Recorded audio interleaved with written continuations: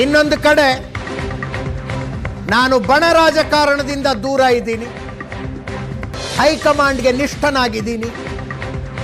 ಪ್ರಬಲ ಲಿಂಗಾಯತ ಸಮುದಾಯ ನನ್ನನ್ನು ಕೆಪಿಸಿಸಿ ಅಧ್ಯಕ್ಷರನ್ನಾಗಿ ಮಾಡಿ ಅಂತ ಈಶ್ವರ್ ಖಂಡ್ರೆ ಅವರು ಹೈಕಮಾಂಡ್ ಮುಂದೆ ದಾಳ ಉರುಳಿಸಿ ಬಂದಿದ್ದಾರೆ.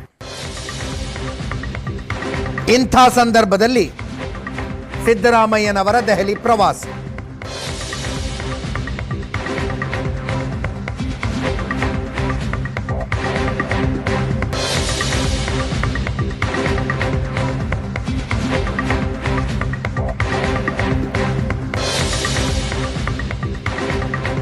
ಸಿದ್ದರಾಮಯ್ಯನವರು ಅಧ್ಯಕ್ಷ ಬದಲಾವಣೆಯಾಗಬೇಕು.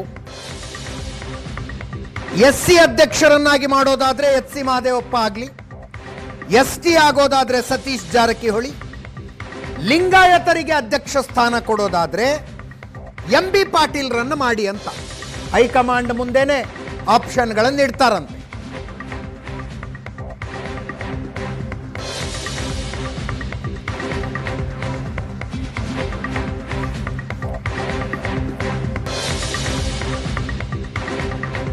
ಮತ್ತೊಮ್ಮೆ ಪ್ರಶಾಂತ್ ನಾಥ್ ನೇರ ಸಂಪರ್ಕದಲ್ಲಿದ್ದಾರೆ. ಪ್ರಶಾಂತ್, ಸಿದ್ದರಾಮಯ್ಯನವರು ಕಳೆದ ಸಲ ದಿಲ್ಲಿಗೆ ಹೋಗಿದ್ದಕ್ಕೂ ಈ ಸಲ ದಿಲ್ಲಿಗೆ ಹೋಗಿದ್ದಕ್ಕೂ ವ್ಯತ್ಯಾಸ ಅಂದರೆ now Siddaramaiah is going more powerful. MUDA case ಒಂದು ರಿಲೀಫ್ ಆಗಿದೆ. ಈ ಹನಿ ಟ್ರ್ಯಾಪ್ನ ಚರ್ಚೆಯಿಂದಾಗಿ ಒಂದು ಅಪ್ಪರ್ ಹ್ಯಾಂಡ್ ಬಂದಂಗೆ, ಗ್ರಿಪ್ ಬಂದಂಗೆ ಆಗಿದೆ. ಸೊ ಕಾಲು ನೋವಿದೆ, ಅದು ಬೇರೆ. ಬಟ್ ಮೋರ್ ಪವರ್ಫುಲ್ ಸಿದ್ದರಾಮಯ್ಯನವರು, ಪೊಲಿಟಿಕಲಿ ಪವರ್ಫುಲ್ ಸಿದ್ದರಾಮಯ್ಯನವರು ದಿಲ್ಲಿ ಪ್ರವಾಸ ಈ ಸಲ. ನೋಡಿ ಅಜಿತ್, ಸಿದ್ದರಾಮಯ್ಯನವರು ಮುಡಾ ಹಗರಣದ ಆರೋಪಗಳು ಮತ್ತು ಹೈಕೋರ್ಟ್ ತೀರ್ಪು ಬಂದ ಸಂದರ್ಭದಲ್ಲಿ ಸ್ವಲ್ಪ ವಲ್ನರೇಬಲ್ ಪೊಸಿಷನ್ನಲ್ಲಿದ್ದರು ಅಂತಕ್ಕಂಥದ್ದು ನಿಜ. ಆದರೆ ಈಗ ಒಟ್ಟಾರೆ ಲೋಕಾಯುಕ್ತ ರಿಪೋರ್ಟ್, ಹೈಕೋರ್ಟ್ನ ಆದೇಶದ ನಂತರ ಸಿದ್ದರಾಮಯ್ಯ ಪೊಲಿಟಿಕಲಿ ಮತ್ತು ಕಾನೂನಿನ ದೃಷ್ಟಿಯಿಂದ ಕೂಡ ಹೆಚ್ಚು ಪ್ರಬಲರಾಗಿದ್ದಾರೆ. ಮತ್ತು ಶಾಸಕರ ಬಲ ಅವ್ರ ಕಡೆ ಇದೆ ಅಂತಕ್ಕಂಥದ್ದು ಅವರ ಒಟ್ಟಾರೆ ರಾಜಕಾರಣಕ್ಕೊಂದು ರೀತಿಯಾಗಿರ್ತಕ್ಕಂಥ ಫಿಲಿಪ್ ಇರ್ತಕ್ಕಂಥದ್ದು ಶಾಸಕರ ಬಲ ಪ್ರಶ್ನೆಯಲ್ಲಿ. ಇನ್ನೊಂದು ಕಡೆ DK ಶಿವಕುಮಾರ್ ಪದೇ ಪದೇ ದಿಲ್ಲಿಗೆ ಹೋಗಿ ಅನೇಕ ತಮ್ಗೆ ಬೇಕಾಗಿರ್ತಕ್ಕಂಥ ನಿರ್ಣಯಗಳನ್ನು ಮಾಡಿಸ್ಕೊಂಡು ಬರ್ತಾ ಇದ್ದಾರೆ. ಹೀಗಾಗಿ ಸಿದ್ದರಾಮಯ್ಯನವರು ತಾವು ಹೋಗೋದಕ್ಕಿಂತ ಮುಂಚೆ ಸತೀಶ್ ಜಾರಕಿಹೊಳಿಯನ್ನು ದಿಲ್ಲಿಗೆ ಕಳಿಸಿದರು. KPCC ಅಧ್ಯಕ್ಷರ ಬದಲಾವಣೆಯ ಕೂಗು ಈಗ ಕಳೆದ ಒಂದು ತಿಂಗಳ ಹಿಂದೆ ಏನಾಗಿತ್ತು, ಪ್ರಯಾಗ್ ಹೋಗಿ ಬಂದಮೇಲೆ DK ಶಿವಕುಮಾರ್ ಅವರು ಇಲ್ಲ ಇವರೇ KPCC ಅಧ್ಯಕ್ಷರಾಗಿ ಮುಂದುವರಿತಾರೆ ಅಂತಕ್ಕಂಥದ್ರ ಬಗ್ಗೆ ಹೈಕಮಾಂಡ್ ಅಭಯ ಕೊಟ್ಟಿತ್ತು. ಯಾರಿಗೆ? DK ಶಿವಕುಮಾರ್. ಆದರೆ ಸಿದ್ದರಾಮಯ್ಯನವರ ಬಣ ಮತ್ತೊಮ್ಮೆ ಆ ಕೂಗನ್ನು ಎಬ್ಬಿಸಿದೆ. ಅದಕ್ಕೆ ಮುಖ್ಯ ಕಾರಣ ಹೈಕಮಾಂಡ್ ಮನಸ್ಸಿನಲ್ಲಿ ಸಂಪುಟ ಪುನಾರಚನೆ ಬಗ್ಗೆ ಇದೆ. ಸಂಪುಟ ಪುನಾರಚನೆಯನ್ನು ಈಗ ಮಾಡುವ ಮನಸ್ಸು DK ಶಿವಕುಮಾರ್ಗಿಲ್ಲ. ಹೌದು, ಸಿದ್ದರಾಮಯ್ಯನವ್ರಿಗೆ ಅನಿಸ್ತಾ ಇದೆ ಸಂಪುಟ ಪುನಾರಚನೆ ಮಾಡೋದಾದರೆ KPCC ಅಧ್ಯಕ್ಷರ ಬದಲಾವಣೆಯನ್ನು ಮಾಡಿ. ಆದರೆ ಹೈಕಮಾಂಡ್ ಇದನ್ನು ಪ್ಯಾಕೇಜ್ನಲ್ಲಿ ಯೋಚನೆ ಮಾಡುತ್ತೋ ಅಥವಾ ಬಿಟ್ಸ್ ಆ್ಯಂಡ್ ಪೀಸಸ್ನಲ್ಲಿ ಮಾಡುತ್ತೋ ಅನ್ನೋದು ಭಾಳ ಮುಖ್ಯ. ಪ್ಯಾಕೇಜ್ನಲ್ಲಿ ಯೋಚನೆ ಮಾಡೋದಾದರೆ ನೀವು ಅಕ್ಟೋಬರ್ 31ಕ್ಕೆ DK ಶಿವಕುಮಾರ್ ಡೆಡ್ಲೈನ್ ಇರೋದ್ರಿಂದ ಈಗ ಸಂಪುಟ ಪುನಾರಚನೆಯನ್ನು ಹೈಕಮಾಂಡ್ ಮಾಡಲಿಕ್ಕೆ ಹೋಗುತ್ತಾ?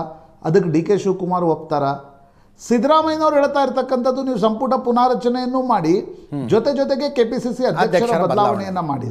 KPCC ಅಧ್ಯಕ್ಷರ ಬದಲಾವಣೆ ಈಗ ಆದರೆ ನ್ಯಾಚುರಲಿ DK ಶಿವಕುಮಾರ್ ವೀಕ್ ಆಗ್ತಾರೆ. ಹೌದು, ಯಾಕಂದರೆ DK ಶಿವಕುಮಾರ್ಗೆ ಬಲ ಇರ್ತಕ್ಕಂಥದ್ದು ಉಪಮುಖ್ಯಮಂತ್ರಿ ಸ್ಥಾನದಿಂದಲ್ಲ, ಅದು KPCC ಅಧ್ಯಕ್ಷ ಸ್ಥಾನದಿಂದ.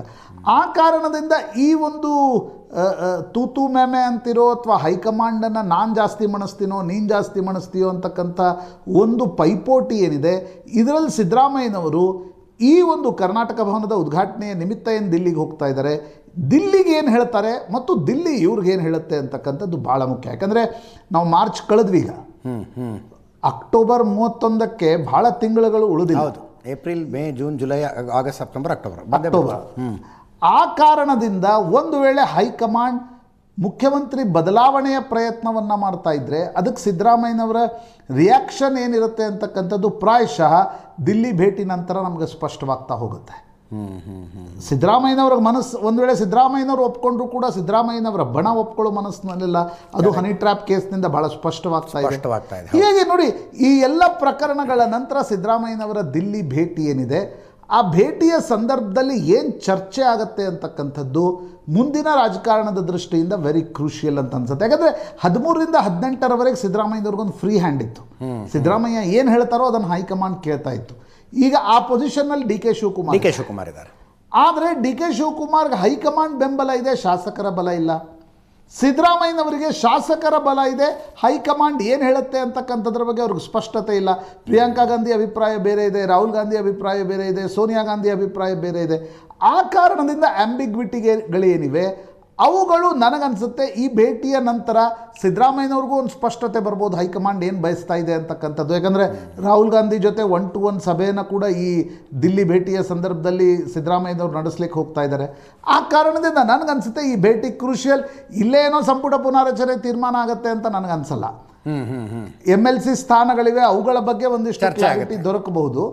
ಅದು ಬಿಟ್ಟರೆ ಸಂಪುಟ ಪುನಾರಚನೆಯ ಪ್ರಶ್ನೆ, KPCC ಅಧ್ಯಕ್ಷರ ಪ್ರಶ್ನೆ ಅಥವಾ ಮುಖ್ಯಮಂತ್ರಿ ಮುಂದಿನ ಬದಲಾವಣೆಯ ಪ್ರಶ್ನೆಗೆ ಕ್ಲಾರಿಟಿ ಸಿಗುತ್ತೆ ಅಂತಲ್ಲ. ಆದರೆ ಹೈಕಮಾಂಡ್ ಮನಸ್ಸಿನಲ್ಲೇನಿದೆ, ಸಿದ್ದರಾಮಯ್ಯನವರು ಏನು ಹೇಳ್ತಿದ್ದಾರೆ, DK ಶಿವಕುಮಾರ್ ಪ್ರತಿರೋಧ ಏನು, ಅದು ಪ್ರಾಯಶಃ 2-3 ದಿನಗಳಲ್ಲಿ ಒಂದು ಕ್ಲಾರಿಟಿ ಇನ್ಸೈಡ್ ಮೀಟಿಂಗ್ನಲ್ಲಿ ಬರ್ಬೋದು ಅಂತ ಅನ್ಸುತ್ತೆ. ಹೈಕಮಾಂಡ್ನ ಈಕ್ವೇಷನ್ಗಳು ಏನಾರು ಬದಲಾಗಿದ್ದಾವೆ ಅಂತ ಅನ್ಸುತ್ತಾ DK ಶಿವಕುಮಾರ್ ಜೊತೆಗೆ ನಿಮಗೆ? ನೋಡಿ, ಈಗ ನೋಡಿ ಅನೇಕ ಸಂದರ್ಭಗಳಲ್ಲಿ ಈ ಡಿಸಿಷನ್ಸ್ನಲ್ಲಿ ಬದಲಾಗುತ್ತೆ, ಇನ್ನೊಂದು ಡಿಸಿಷನ್ಸ್ನಲ್ಲಿ ಬದಲಾಗಲಿಕ್ಕಿಲ್ಲ. ಪ್ರಶ್ನೆ ಅದಲ್ಲ. ಪ್ರಶ್ನೆ ಈಗ ಪ್ರಿಯಾಂಕಾ ಗಾಂಧಿ ಮತ್ತು ಸೋನಿಯಾ ಗಾಂಧಿ ಒಂದು ಪ್ರಾಮಿಸನ್ನು ಕೊಟ್ಟಿದ್ದಾರೆ ಅನ್ನೋದನ್ನು DK ಶಿವಕುಮಾರ್ ಹೇಳ್ತಿದ್ದಾರೆ. ಹೌದು, ದಿಲ್ಲಿ ಮೂಲಗಳು ಹೇಳುತ್ತಿರುವ ಪ್ರಕಾರ Rahul Gandhi is not very keen on that. ಹಾಗಿರುವಾಗ ಅವರು 3 ಜನ ಅದನ್ನು ಹೇಗೆ ರಿಸಾಲ್ವ್ ಮಾಡ್ತಾರೆ? ಯಾಕಂದರೆ ರಾಜಸ್ಥಾನದಲ್ಲಿ ಇದೇ ಪ್ರಶ್ನೆ ಬಂತು. ಸಚಿನ್ ಪೈಲಟ್ಗೆ ಪ್ರಿಯಾಂಕಾ ಗಾಂಧಿ ಬೆಂಬಲ ಇತ್ತು. Sonia Gandhi was not very keen to remove Ashok Gehlot. ಹೀಗಾಗಿ ಅವರು ಫ್ಯಾಮಿಲಿಯಲ್ಲೇ ಒಂದು ನಿರ್ಣಯ ತೆಗೆದುಕೊಳ್ಳದೇ ಇದ್ದಾಗ ಅದರ ಲಾಭವನ್ನು ಅಶೋಕ್ ಗೆಹ್ಲೋಟ್ ಪಡೆದ್ರು. ಅವ್ರು ಹೇಳಿದ್ರು, ನಾನು ಯಾಕೆ AICC ಅಧ್ಯಕ್ಷನಾಗಲಿ, ನಾನು ಮುಖ್ಯಮಂತ್ರಿಯಾಗಿ ಮುಂದುವರಿತೀನಿ ಅಂತ. ಕರೆಕ್ಟ್. ಅವರು ತಮ್ಮ ಬೆಂಬಲಿಗರನ್ನು ಮುಂದೆ ಬಿಟ್ಟು ಶಾಸಕಾಂಗ ಪಕ್ಷದ ಸಭೆಯನ್ನು ಅಜಯ್ ಮಾಕನ್ ಉಸ್ತುವಾರಿಯಾಗಿ ಬಂದರೆ ಅಜಯ್ ಮಾಕನ್ಗೂ ಕೂಡ ಅಲ್ಲಿನ ಶಾಸಕರು ಕೇಳಲಿಲ್ಲ. ಸೊ ಅದು ಈಗ ಅಶೋಕ್ ಗೆಹ್ಲೋಟ್ ಸಿದ್ದರಾಮಯ್ಯನವರ ಕಣ್ಮುಂದಿದ್ದಾರೆ, ಸಚಿನ್ ಪೈಲಟ್ DK ಶಿವಕುಮಾರ್ ಕಣ್ಮುಂದಿದ್ದಾರೆ. ಹೀಗಾಗಿ ಏನು ಮಾಡ್ತಾರೆ ಅಂತಕ್ಕಂಥದ್ದು ಹೈಕಮಾಂಡ್ ಏನು ಬಯಸ್ತಾ ಇದೆ ಅನ್ನೋದು ಒಂದು ಭಾಗ. ಆದರೆ ಈ ಇಬ್ಬರೂ ನಾಯಕರು ಪ್ರಬಲರು, ಹಠವಾದಿಗಳು. ಈಗಂತ ಇದ್ದಾರಲ್ಲ, ಹೈಕಮಾಂಡ್ ಹೇಳಿದ್ದಂತಿಮ, ಹೈಕಮಾಂಡ್ ಹೇಳಿದ್ದಂತಿಮ ಅಂತ. ಅಶೋಕ್ ಗೆಹ್ಲೋಟ್ ಕೂಡ ಅದನ್ನೇ ಹೇಳ್ತಾ ಇದ್ರು. ಅಂತಿಮ ಗಳಿಗೆಯಲ್ಲಿ ಅಶೋಕ್ ಗೆಹ್ಲೋಟ್ ಏನು ಹೇಳಿದರು? ಹೀಗಾಗಿ ದಟ್ ಇಸ್ ವೆರಿ ಇಂಟ್ರೆಸ್ಟಿಂಗ್. ಸಿದ್ದರಾಮಯ್ಯನವ್ರು ಭಾಳ ದಿನಗಳ ನಂತರ ದಿಲ್ಲಿಗೆ ಹೋಗ್ತಾ ಇದ್ದಾರೆ. ಇಲ್ಲಿಯವರೆಗೆ ಏನಾಗ್ತಿತ್ತು, 2 ತಿಂಗಳು DK ಶಿವಕುಮಾರ್ 2 ಹೆಜ್ಜೆ ಮುಂದೆ ಇಟ್ಟು ಫ್ರಂಟ್ ಫುಟ್ ಆಡ್ತಾಯಿದ್ರು. ಸಿದ್ದರಾಮಯ್ಯನವರು ಇವತ್ತು ದಿಲ್ಲಿಗೆ ಹೋಗ್ತಾ ಇದ್ದಾರೆ. ಇವತ್ತು ನಾಳೆ ದಿಲ್ಲಿಗೆ ಹೋಗಿ ಅವರು ಯಾವ ರೀತಿಯ ಬ್ಯಾಟಿಂಗನ್ನು ಆಡ್ತಾರೆ ಅನ್ನೋದು ಹೈಕಮಾಂಡ್ ಜೊತೆಗಿನ ಭೇಟಿಯ ನಂತರ ಸ್ಪಷ್ಟವಾಗುತ್ತೆ. Ajit, yes, thank you Prashant.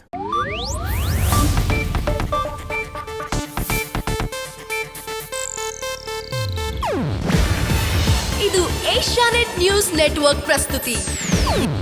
ನೀವು ನೋಡ್ತಿದ್ದೀರಾ ಏಷ್ಯಾನೆಟ್ ಸುವರ್ಣ ನ್ಯೂಸ್.